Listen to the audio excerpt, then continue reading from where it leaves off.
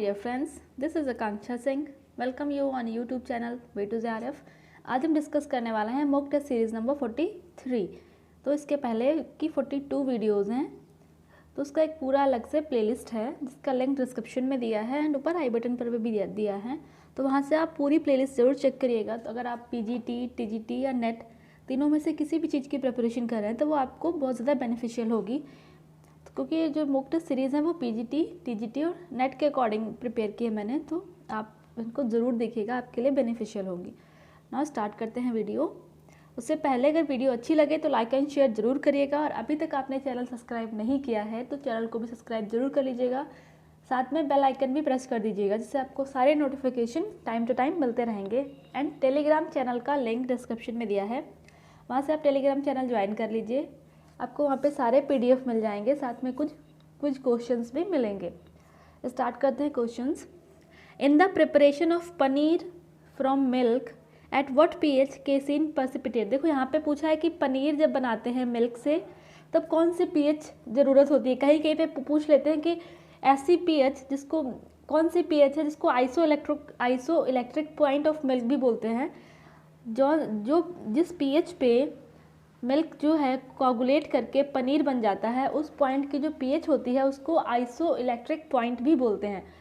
तो कई बार इस क्वेश्चन को बहुत बार घुमा के पूछा है। कई बार पूछा है कि वो कौन सा पॉइंट है जब मिल्क जो है कोगुलेट करता है। यहाँ पे पूछा है कि पनीर जब बनता है वो कौन सा है। कहीं भी पूछ लेते हैं कि मिल्क का जो आइसो इलेक्ट्रिक पॉइंट वाला pH है वो कौन सा pH है। तो उसको कई तरीके से घुमा के मोस्टली बहुत ज़्यादा बार ये क्वेश्चन पूछा गया है। तो in the preparation of paneer from milk eight which pH casein precipitate. Casein जो है वो मिल्क प्रोटीन है, और प्रोटीन प्रेसिपिटेट मतलब जब प्रोटीन एक दूसरे से जुड़ने लगती है, बाइंड होने लगती है, कोगुलेट करने लगती है, तो वो कौन सी pH है। तो वो है 4.6 pH 4.6। इस pH पे जो मिल्क है वो कोगुलेट होना स्टार्ट कर देता है और पनीर बन जाता है। इस pH को ही 4.6 pH को ही आइसो इलेक्ट्रिक पॉइंट भी बोलते हैं, आइसो इलेक्ट्रिक पॉइंट। ठीक है। Next question is the functionally active form of vitamin D is. देखो विटामिन डी में आता है D2 एंड D3 भी आता है। ठीक है। और जो विटामिन डी का सिंपल विटामिन डी का जो एक्टिव फॉर्म है उसको बोलते हैं 1,25 डाईहाइड्रोक्सी कोलोकैल्सिफेरॉल। ये विटामिन डी का एक्टिव फॉर्म है। इसको भी कई तरीके से पूछ लेते हैं कि विटामिन डी का, एक तो ये हो गया कि विटामिन डी का एक्टिव फॉर्म क्या है, जो विटामिन डी हमारी बॉडी में एब्जॉर्ब होती है, एक्ट करती है, वो है ये 1,25 डाईहाइड्रोक्सी कोलोकैल्सिफेरॉल। और कई बार पूछ लेते हैं कि विटामिन D2 या D3 में प्लांट सोर्स से कौन सी है, या फिर विटामिन D2 को क्या बोलते हैं, विटामिन D3 को क्या बोलते हैं। तो कोलोकैल्सिफेरॉल एंड इर्गोकैल्सिफेरॉल, इनमें से एक को विटामिन D2 बोलते हैं, एक को विटामिन D3 बोलते हैं।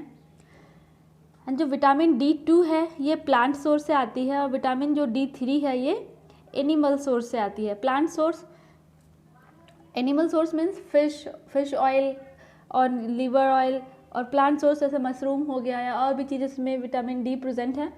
तो जो विटामिन D2 है ये प्लांट सोर्स से आती है, और जो विटामिन D3 है ये एनिमल सोर्स से आती है। आपको कमेंट सेक्शन में बताना ये है कि कोलोकैल्सिफेरॉल और इर्गोकैल्सिफेरॉल दोनों में से विटामिन D2 किसको बोलते हैं। तो आपको, अगर आपने मेरे यूट्यूब का कम्युनिटी टैब है, वहाँ पे भी मैंने क्वेश्चन पोस्ट किया था कि विटामिन D2 को क्या कहते हैं, विटामिन D3 को क्या कहते हैं। तो अगर आपने वो देखा होगा तो आपको रिमाइंड आ जाएगा कि विटामिन D2 को क्या कहते हैं। तो आपको बताना है कमेंट सेक्शन में विटामिन D2 को क्या कहते हैं, जिनके केमिकल नेम है। ठीक है। विटामिन D2 को क्या कहते हैं। D2 जो है वो प्लांट सोर्स से मिलती है, मीन्स प्राणी जो पेड़ पौधे हैं वहाँ से मिलती है, और D3 जो है ये एनिमल्स से मिलती है, लाइक फिश हो गया, फिश लिवर ऑयल हो गया, cod liver oil. Next question is the approach to management which is an effort to control cost of storage, space, time and effort. Management approach, जो ये management करते हैं उसमें कौन सा अप्रोच है जो हेल्प करता है कॉस्ट कंट्रोल करने में, जो स्टोरेज स्पेस है स्पेस को मैनेज करने में, टाइम्स एंड एफर्ट को मैनेज करने में। तो ऐसा अप्रोच ऑफ मैनेजमेंट का ऐसा अप्रोच जो टाइम, कॉस्ट, स्पेस सब चीज़ों को मैनेज करने में मदद करता है, वो क्या है। तो वो है JIT means just in time, JIT का फुल फॉर्म है जस्ट इन टाइम। ये सभी हैं मैनेजमेंट अप्रोच ही, बट जो JIT just in time management approach है ये कॉस्ट कंट्रोल करता है, स्टोरेज स्पेस कंट्रोल करता है, टाइम एंड एफर्ट को कंट्रोल करता है। MBO means management by objective, जो मैनेजमेंट के ऑब्जेक्टिव्स को कंट्रोल करता है, ऑब्जेक्टिव्स को जो प्लान करने में हेल्प करता है वो है MBO। TQM means total quality management, जहाँ पे क्वालिटी को मैनेज करने में हेल्प करते हैं वो होता है टोटल क्वालिटी मैनेजमेंट। मीन्स काम कैसा हो रहा है, काम की क्वालिटी क्या है। MBO management by object, TQM total quality management, JIT just in time. ये तीनों के फुल फॉर्म है। तो यहाँ पे जब कॉस्ट कंट्रोल होता है, storage space, time and effort सब कुछ कंट्रोल होता है, वहाँ पे आता है JIT just in time. Next question आता है the fastest method of pattern making is. Pattern making means जब कोई ड्रेस कट करना होता है या कपड़े को कट करना होता है, वहाँ पे जब पैटर्न बनाते हैं तो वो मार्किंग करते हैं, उसको बोलते हैं पैटर्न मेकिंग। तो सबसे ज़्यादा फास्ट तरीका क्या है पैटर्न मेकिंग का? Flat patterning, drafting, draping, none of this. तो जो सबसे ज़्यादा फास्टेस्ट मेथड है पैटर्न बनाने का वो है flat patterning. Flat patterning means जैसे ये कपड़ा है, इसमें से कोई ड्रेस बनाना है तो इसके ऊपर वो ड्रेस रख के, ऐसे जो भी ड्रेस है उसको रख के उसका ऐसे लेआउट मार्क कर लेना और कपड़े को कट कर लेना, ये है फ्लैट पैटर्निंग। ड्राफ्टिंग मीन्स जब बॉडी मेजरमेंट ले रहे हैं उसके बाद उसको पेपर पे ड्रॉ कर रहे हैं तो उसको बोलते हैं ड्राफ्टिंग। ड्रेपिंग जब हम नहीं बोलते हैं, डायरेक्टली बोलते हैं कि बॉडी पे कपड़ा ड्रेप करके देखो कैसा आ रहा है, तो वहाँ से बॉडी पे कपड़ा ड्रेप करना और वहीं से डायरेक्ट मेज़र कर लेना, उसको बोलते हैं ड्रेपिंग। तो जो सबसे फास्टेस्ट मेथड होता है वो होता है फ्लैट पैटर्निंग। और जो ड्रेपिंग वाला मेथड है इसको 3D मेथड भी बोलते हैं, क्योंकि इसमें जो भी मॉडल है वो जिस सामने है उसके ऊपर आप एक कपड़ा ड्रेप करके पूरा आप आराम से देख सकते हैं कि हाइट क्या है, विड्थ क्या है, सब कुछ। तो जो ड्रेपिंग वाला पैटर्न है इसको 3D पैटर्न बोलते हैं, जो ड्राफ्टिंग वाला पैटर्न है इसको 2D पैटर्न बोलते हैं। Next question is AATCC stands for. तो जो AATCC है इसका फुल फॉर्म बताना है, और इसका फुल फॉर्म कई बार पूछा है एग्जाम में कि AATCC का फुल फॉर्म क्या है। तो इसका जो फुल फॉर्म है वो है American Association of textile chemist and colourist. ये question option number A, American Association of textile chemist and colourist, इसका ये सही ऑप्शन है। तो ये हिंदी में भी है, देख लीजिए। Next question is step in management process which consists of series of individuals purposive decision which follow a sequence और pattern। एक मैनेजमेंट प्रोसेस जिसमें चीज़ें एक सीरीज से फॉलो होती हैं, एक सीक्वेंस से फॉलो होती हैं, उसको क्या कहते हैं? बिल्कुल स्टार्टिंग पैटर्न है जो इसमें चीज़ें जो है एक सीरीज से एक सीक्वेंस में फॉलो होती हैं। और मैनेजमेंट करते हैं तो सबसे पहले क्या करते हैं? प्लानिंग। तो प्लानिंग है, जब हम प्लानिंग करते हैं तो चीज़ें इसमें हम सीक्वेंस से प्लान करते हैं, एक ऑर्डर में प्लान करते हैं कि प्लानिंग है, पहले ये करना है, पहले जो भी प्रॉब्लम है उसको देखना है, फिर उसके अल्टरनेटिव्स देखने हैं, फिर बेस्ट अल्टरनेटिव चीज़ चूज़ करना है। तो मीन्स ये सब एक प्लान एक सीक्वेंस में हो रहा है, एक सीक्वेंस एक पैटर्न फॉलो हो रहा है, तो होता है planning. Next question is Urie Bronfenbrenner की थ्योरी कौन सी है? यूरी ब्रोन फैन ब्रेनर की थ्योरी है ecological system theory. Ecological system theory इन्होंने बताया इकोलॉजी मीन्स जो इन्वायरमेंट है, सिस्टम इन्वायरमेंट में मीन्स जो पर्सन है या इंडिविजुअल्स जो हैं उनका कम्युनिटी के साथ कैसा रिलेशनशिप है उसको बोलते हैं इकोलॉजिकल। इनकी जो इकोलॉजिकल सिस्टम थ्योरी है इसमें इन्होंने यही बताया है कि जो इंडिविजुअल्स हैं उनका कम्युनिटी के साथ कैसा रिलेशनशिप है उसके बारे में बताना, उसको एग्जामिन करना, यही है इकोलॉजिकल सिस्टम थ्योरी।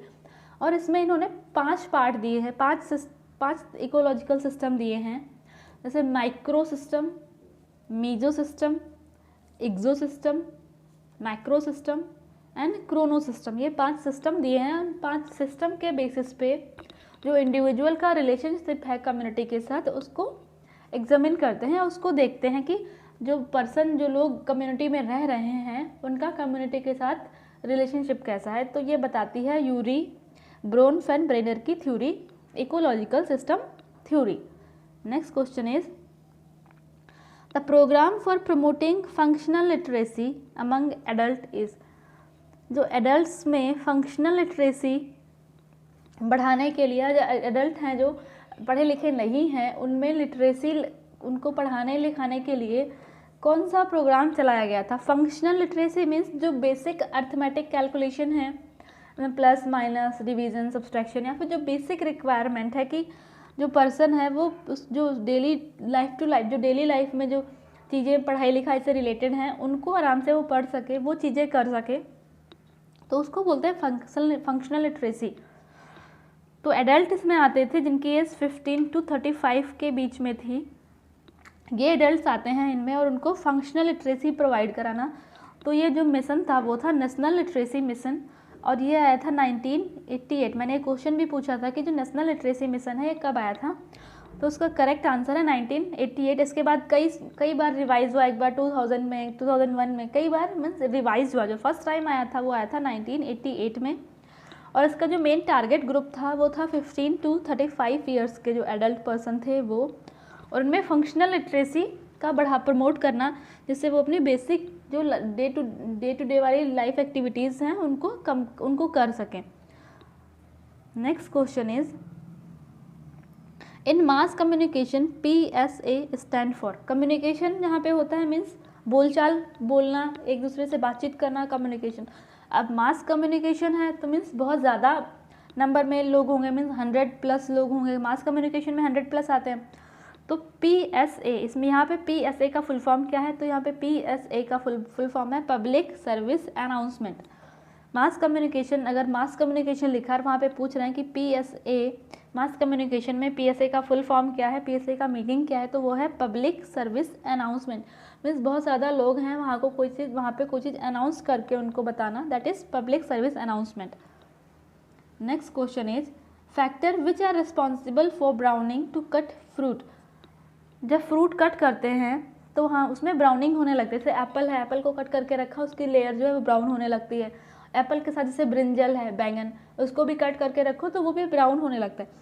तो जो ब्राउनिंग हो रही है, तो ब्राउनिंग क्यों हो रही है, कौन से फैक्टर्स हैं जो फ्रूट में ब्राउनिंग के लिए रिस्पॉन्सिबल हैं? ऑप्शन है ऑक्सीजन, फेनोलिक कंपाउंड, एंजाइम, एक फैक्टर और है pH। तो ये सभी फैक्टर्स हैं, ऑल ऑफ दीज, ये सभी फैक्टर जो हैं फ्रूट में ब्राउनिंग जो होती है उसके लिए रिस्पॉन्सिबल होते हैं। तो जब ब्राउनिंग होती है मीन्स मेलानिन जहाँ प्रेजेंट होता है, मेलानिन कंपोनेंट है, जब जहाँ पे ये प्रेजेंट होगा वहाँ पे ब्राउनिंग होगी। जब ये ऑक्सीजन के साथ रिएक्ट करेगा तो वहाँ पे होती है ब्राउनिंग। तो जितने भी फैक्टर रिस्पॉन्सिबल हैं ब्राउनिंग के लिए वो हैं oxygen, phenolic compound, enzyme, pH, all of these. तो all of these is the correct option. Next question आता है, germination enhances which of the following nutrient. Germination means जो अंकुरन करते हैं ना, जैसे चने को भिगो के रख दिया, उसमें स्प्राउट्स आ जाते हैं, अंकुरन हो जाता है। तो जब ये स्प्राउट्स होते हैं, जर्मिनेशन होता है, तो कौन से विटामिन या कौन से न्यूट्रिएंट्स जो हैं वो बढ़ जाते हैं? क्योंकि जब जर्मिनेशन, जो नॉर्मल जैसे चने हैं उसमें फाइटेट भी प्रेजेंट होता है, ठीक है, और फाइटेट जो है ये आयरन को एब्जॉर्ब होने से रोकता है। तब जब चने में उनको अगर जर्मिनेशन हो रहा है, उनमें अंकुरन हो रहा है, तो ये फाइटेट का अमाउंट जो है वो कम होने लगता है। और जब फाइटेट का अमाउंट कम होगा तो आयरन का एब्जॉर्प्शन जो है वो बढ़ जाता है, और साथ साथ इसमें कुछ और न्यूट्रिएंट्स बढ़ जाते हैं। जैसे तो कौन से न्यूट्रिएंट्स बढ़ जाते हैं? Vitamin B, vitamin C, both A and B. तो विटामिन बी और विटामिन सी दोनों न्यूट्रिएंट्स बढ़ जाते हैं। एक तो यहाँ पे फाइटेट कंटेंट कम हो रहा है जर्मिनेशन करने से, तो आयरन का एब्जॉर्प्शन भी इम्प्रूव हो रहा है, और साथ ही साथ विटामिन बी और विटामिन सी भी बढ़ रहा है। और विटामिन सी तो वैसे भी आयरन के एब्जॉर्प्शन में हेल्प करता है। इसीलिए जब चने जो हैं उनको जब स्प्राउट, चने हो गया, मूंग की दाल है, कुछ भी जो भी स्प्राउट करके खाते हैं, उसमें जब स्प्राउटिंग करते हैं, जर्मिनेशन होता है, तब विटामिन बी और विटामिन सी का कंटेंट इम्प्रूव होता है। साथ में फाइटेट जो प्रेजेंट है वो उसका कंटेंट कम होने लगता है, और इससे आयरन की जो एब्जॉर्प्शन पावर है बॉडी में वो बढ़ जाती है। इसीलिए बोलते हैं कि जो स्प्राउटेड सलाद, बहुत सारे लोग सलाद खाते हैं ना, तो स्प्राउटेड सलाद है वो ज़्यादा बेनिफिशियल होता है। Next question is, which of the following is not a aetiological factor for peptic ulcer. Peptic ulcer, इनमें ये जो रीजंस दिए हैं इनमें से कौन सा रीज़न है, कौन सा फैक्टर है जो पेप्टिक अल्सर को कॉज नहीं करता, जिसकी वजह से पेप्टिक अल्सर नहीं होता है।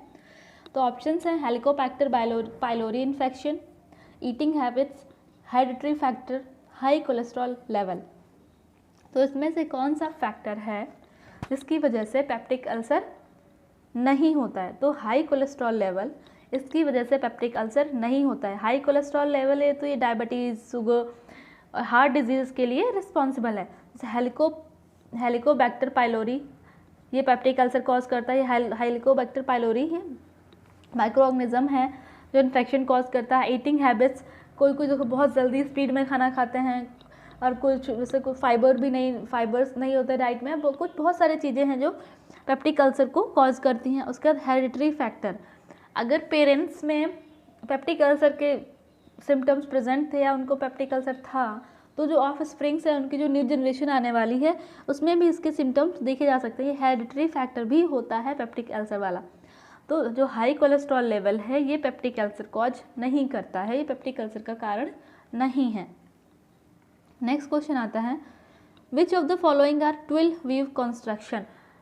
12 वीव, इनमें से जो ये ऑप्शंस दिए हुए हैं ये वीव के कुछ एग्जाम्पल हैं। तो इनमें से कौन सी वीव जो है ये 12 वीव है। 12 वीव की जो बेसिक कैरेक्टरिस्टिक है जिससे आइडेंटिफाई करेंगे कि 12 वीव है, उसमें जैसे ये कपड़ा है तो उसमें ऐसे ऐसे डायगोनल लाइंस होंगी, ये होता है 12 वीव। जैसे जो जीन्स का कपड़ा है उसमें देखो जो डिज़ाइन, जो वीविंग दिखाई देती है वो डायगोनल दिखाई देती है ऐसे। तो 12 वीव का एक बहुत बड़ा एग्जाम्पल है कि जो कपड़ा है उसमें डायगोनल लाइंस दिखाई देती हैं। जब डायगोनल लाइंस होंगी तो वहाँ पे होगा 12 वीव। तो इनमें से कौन सी हैं जिनमें 12 वीव है? तो diaper, diamond and herring bone, ये 3 एग्जाम्पल हैं 12 वीव के। तो करेक्ट आंसर क्या हो गया? B option. जो हॉप सैक है ये लिनो वीव है, मीन सिंपल वीव है। हक अ बैक ये डॉटेड वीव है, मतलब इसको सरफेस वीव भी बोलते हैं, बहुत छोटे छोटे डॉट्स बने होते हैं सरफेस पे, तो उसको बोलते हैं हका बैक। हॉप सैक ये लिनो वीव है, मीन सिंपल वीव। तो बचा कि diaper, diamond and herring bone, ये जो एग्जाम्पल हैं ये आते हैं 12 वीव के एग्जाम्पल। तो B is the correct option. Next question आता है crease resistance depend upon which of the following factor. जो कपड़े प्रेस करते हैं उसमें क्रीज बनाते हैं, तो क्रीज रेसिस्टेंस मीन्स क्रीज बनाई और वो जल्दी ख़राब ना हो, तो उसके लिए कौन से फैक्टर हैं जो क्रीज को बनाए रखने में हेल्प करते हैं? Degree of orientation, degree of crystalline, amount of tension, degree of bond. तो orientation, degree of crystalline, degree of bond, ये तीनों फैक्टर है। ओरिएंटेशन मीन्स जो फाइबर्स हैं वो पास हैं या दूर है। क्रिस्टलिनिटी मीन्स जो फाइबर है इनका अरेंजमेंट कैसा है। उसके बाद डिग्री ऑफ बॉन्ड, ये फाइबर एक दूसरे से कितना कनेक्टली, मतलब कितना स्ट्रांगली एक दूसरे से कनेक्टेड हैं। तो ये ओरिएंटेशन, क्रिस्टलिनिटी एंड बॉन्ड, ये तीनों फैक्टर हैं जो क्रीज की रेसिस्टेंस में हेल्प करते हैं, मीन्स क्रीज को जल्दी ख़राब नहीं होने देते हैं। बट जो अमाउंट ऑफ टेंशन होगी तो फाइबर्स जो हैं वो कमज़ोर होंगे, जल्दी इजीली ब्रेक कर जाएंगे। तो ये जो अमाउंट ऑफ टेंशन है ये क्रीज रेसिस्टेंस में हेल्प नहीं करता है। तो option A degree of orientation, degree of crystallinity and degree of bond, ये तीनों फैक्टर्स अफेक्ट करते हैं क्रीज रेसिस्टेंसी को। नेक्स्ट क्वेश्चन आता है, ये हिंदी में है तो ये भी आप देख लीजिएगा। नेक्स्ट क्वेश्चन आता है assertion and reason. Cotton is the most appropriate fabric for infant wear. ये असर्शन दिया है कि जो कॉटन है वो बहुत ज़्यादा अप्रोप्रिएट फैब्रिक है फॉर इन्फेंट वियर, मीन्स जो इन्फेंट्स हैं उनके कपड़े अगर ले रहे हैं तो कॉटन में लेना चाहिए, ज़्यादा अच्छा होगा। उसका रीज़न भी दिया है, cotton is the most absorbent, washable and breathable fabric. तो कॉटन जो है वो ज़्यादा, मतलब अगर पानी, स्वेटिंग कुछ भी उसको इजीली एब्जॉर्ब कर लेता है, उसको धोने में भी आसानी होती है। तो असर्शन भी सही है क्योंकि कॉटन जो है वो बहुत प्रेफरेबल क्लॉथ है बच्चों के लिए, और उसमें इसके जो क्वालिटीज़ दी हुई हैं ये भी सही हैं। तो both A and R correct, दोनों करेक्ट हैं। नेक्स्ट क्वेश्चन आता है असर्शन एंड रीज़न। असर्शन में दिया है एडगर डेल का जो cone of experience is a tool for planning the audio use of audio and visual add. जो एडगर डेल का जो कोन ऑफ एक्सपीरियंस है, ये एक ऐसे कोन टाइप उन्होंने दिया है एक्सपेरिमेंट। उसमें चीज़ों को जो भी टूल्स हैं उन्होंने ऐसे प्लान किया कि ऊपर हियरिंग है, फिर सीइंग है, फिर राइटिंग है, फिर हियरिंग एंड सीइंग है, फिर फील्ड ट्रिप है, एग्जीबिशन है, ये सब चीज़ें उन्होंने प्लान की है टूल्स। तो ऑडियो विजुअल ऐड है, ठीक है, ये सही है। देन आता है it classifies the audio visual method and materials on the basis of extent of learner participants in teaching learning process. और उन्होंने ये भी बताया कि जो टीचिंग लर्निंग प्रोसेस है उसमें जो ऑडियो विजुअल ऐड यूज़ हो रहे हैं उनका कितना ज़्यादा इफेक्ट है। तो ऊपर में कोई टीचर ने लेक्चर दिया, सुना और चले गए, मीन्स हियरिंग, फिर चीज़ें देखना। तो कम एक्सटेंट से ज़्यादा एक्सटेंट की तरफ, जो बेसिक बिल्कुल लोअर पे है उसका एक्सटेंट ज़्यादा है, मीन्स अगर नीचे बिल्कुल अगर फील्ड ट्रिप दिया है तो जो पर्सन फील्ड पे जाके चीज़ें एक्सपीरियंस कर रहा है वो ज़्यादा जल्दी याद हो जाएंगी इन कंपैरिजन टू वही किसी ने बोल के बताया, सुना और चले गए। तो जो टॉप पे जो टूल्स दिए हैं उनका एक्सटेंट कम है, मीन्स वो ज़्यादा टाइम तक और बहुत जल्दी याद नहीं होंगे। और जो नीचे बिल्कुल बेस में दिए हुए हैं जैसे फील्ड ट्रिप हो गया, एग्जीबिशंस हो गए, तो इनका जो इफेक्ट है वो जल्दी होगा और चीज़ें याद जल्दी रहेंगी। तो इसमें भी both A and R correct. Next question आता है arrange the component of Lasswell model in the sequential order. Lasswell model का जो कम्युनिकेशन मॉडल है उसके जो फैक्टर्स हैं, इसमें इन्होंने 5 एलिमेंट्स दिए थे। तो इन एलिमेंट्स को सीक्वेंस में लगाना है कि करेक्ट सीक्वेंस क्या है। तो जब अगर कम्युनिकेशन मॉडल है तो सबसे पहले क्या आएगा, सोर्स या सेंडर। सेंडर मीन्स जिसने कुछ कहा, किसी ने कुछ कहा, मीन्स हु सेज पहले आएगा, ये हु सेज। अब कह तो दिया, उसके बाद कहा तो क्या कहा, व्हाट सेज, व्हाट सेज। उसके बाद अब किसी ने कहा है, जैसे सोर्स था उसने मैसेज दिया है तो वो मैसेज एक पर्सन से दूसरी पर्सन तक जाएगा, तो वो कैसा जाएगा, थ्रू विच चैनल, तो विच चैनल। उसके बाद रिसीवर टू होम किसके पास गया है, विद व्हाट इफेक्ट, उसका फीडबैक क्या है, इफेक्ट क्या है, रिजल्ट क्या है। तो जो ऑप्शन ए है ये करेक्ट है। Who says, what says, in which channel says, to whom, with what effect. Who says means source, what says is message, in which source is channel, to whom means receiver, with what effect is feedback। तो ये हो गया पूरा इनका model का sequence. तो option A is the correct option है। Next question आता है arrange the following government extension efforts in the chronological order of their Inception. Means government के कुछ एक्सटेंशन प्रोग्राम्स हैं, इनको क्रोनोलॉजी मीन्स टाइम के अकॉर्डिंग, जो सबसे पहले आया उसको, जो सबसे पहले प्रोग्राम आया उसको पहले, उसके बाद में जो आया उसको बाद में, ऐसे प्रोग्राम को अरेंज करना है कि कौन सा प्रोग्राम सबसे पहले आया, उसके बाद कौन सा प्रोग्राम आया, फिर कौन सा प्रोग्राम आया। तो गवर्नमेंट के कुछ एक्सटेंशन प्रोग्राम हैं, इनको अरेंज करना है। Etawah pilot project, community development program, lab to land project, Krishi Vigyan केंद्र। इसके लिए आपको इनके ईयर्स पता होंगे, जब तभी आप इनको अरेंज कर पाओगे। तो जो इटावा पायलट प्रोजेक्ट है ये आया था 1948 में। सीडीपी कम्युनिटी डेवलपमेंट प्रोग्राम ये आया था 1952 में, यह आया था 1948 में। सीडीपी आया है 1952 में। उसके बाद आया है लैब टू लैंड प्रोजेक्ट, ये आया है 1997 में। कृषि विज्ञान केंद्र ये आया है 1975 में। इसको कहीं कहीं जगह पे 1974 भी दिया है, तो आप बुक के अकॉर्डिंग वेरी करता है, कहीं पे 74 भी दिया है, कहीं पे 75 भी दिया है। तो इसको अरेंज करते हैं। तो 1948 सबसे पहले आया इटावा पायलट प्रोजेक्ट ये, उसके बाद 52 कम्युनिटी डेवलपमेंट प्रोग्राम, उसके बाद आया 1975 कृषि विज्ञान केंद्र, देन आया है lab to land project in 1997। तो A option is the correct option है इसका। नेक्स्ट क्वेश्चन आता है NCPCR national commission for protection of child right act, ये कब आया था। NCPCR ये एक्ट है चाइल्ड के लिए, जो बच्चों के जो राइट्स हैं उनकी सुरक्षा करता है, उनको प्रोटेक्ट करता है। तो ये कौन राइट कब आया था, तो ये राइट आया था 2005 में। NCPCR एक एक्ट आया था पोक्सो एक्ट, जो सेक्सुअल हरासमेंट को, चाइल्ड के सेक्सुअल हरासमेंट को रोकता है, तो ये आया था 2012 में। और जो NCPCR है जो चाइल्ड के राइट्स को रिजर्व करता है, प्रोटेक्ट करता है, तो ये आया था 2005 में। जो बच्चों के अधिकार को प्रोटेक्ट करता है। ये आया था 2005 में।